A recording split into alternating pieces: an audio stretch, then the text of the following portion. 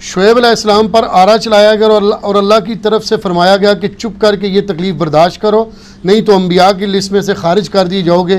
اس واقعہ کی کیا کوئی حقیقت؟ یہ صوفیاء نے واقعات مشہور کیے ہیں، شعیب علیہ السلام کے بارے میں نہیں ہے، یہ حضرت زکریا علیہ السلام کے بارے میں آتا ہے کہ جی وہ انہوں نے جو ہے وہ درخت کے اندر پناہ لے لی تھی، تو اللہ تعالیٰ نے فرمایا تم نے مجھ سے مدد نہیں مانگی تو تم یعنی درخت میں گئے ہو تو اب تمہیں یہ تکلیف کاٹنی پڑے گی۔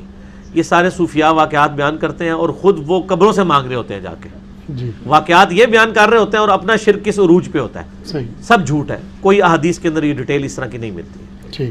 اگر انبیاء نے شرک کیا تو پھر انبیاء کے پلے کیا رہ گیا؟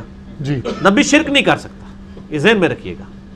قرآن میں جو آیا نا سورہ الانعام کے اندر کے 18 انبیاء کا ذکر کر کے اللہ نے کہا اگر یہ بھی شرک کرتے ان کے اعمال برباد کر دیے جاتے، تو اس کا مطلب انہوں نے شرک نہیں کیا، ورنہ قرآن میں آ جاتا نا کہ کس کس نبی کے اعمال برباد ہو چکے ہیں، نعوذ باللہ۔ جن نبیوں کے بارے میں انہوں نے مشہور کیا ہے، شعیب علیہ السلام کو بھی اللہ نے بڑے اچھے طریقے سے ذکر کیا ہے، حضرت زکریا کا بھی کیا بڑے اچھے طریقے سے کہ ہمارے وہ عبادت گزار اور شکر گزار بندوں میں سے تھے۔ تو اس کا مطلب ہے یہ واقعات ہی جھوٹے ہیں۔ یہ اصل میں کعب احبار جو تھے نا یہودی عالم، نبی علیہ السلام کے زمانے میں وہ جوان تھے لیکن انہوں نے کلمہ نہیں پڑھا، یہ حضرت عمر کے دور میں مسلمان ہوئے۔ وہ پھر اسرائیلی روایات بھی اس طریقے سے ساتھ ساتھ بیان کرتے تھے، وہی پھر ہماری تصوف کی کتابوں میں بھی آنی شروع ہو گئیں، کچھ حدیث کی کتابوں میں اس طرح کی روایتیں آ گئیں۔ تو کعب احبار جو ہے نا جی، اس کی روایتوں کے بارے میں یعنی بڑا غور و تفکر کے ساتھ چیزوں کو دیکھنا چاہیے۔ اکثر نبیوں کے بارے میں بےہودہ قسم کے واقعات، جھوٹے واقعات، یہ سارے اسرائیلی روایات ہیں۔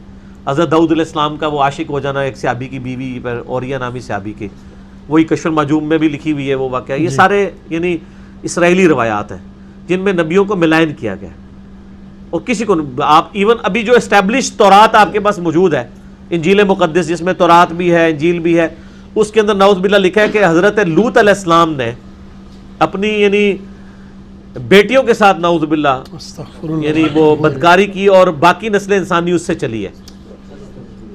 ٹھیک ہو گیا جی؟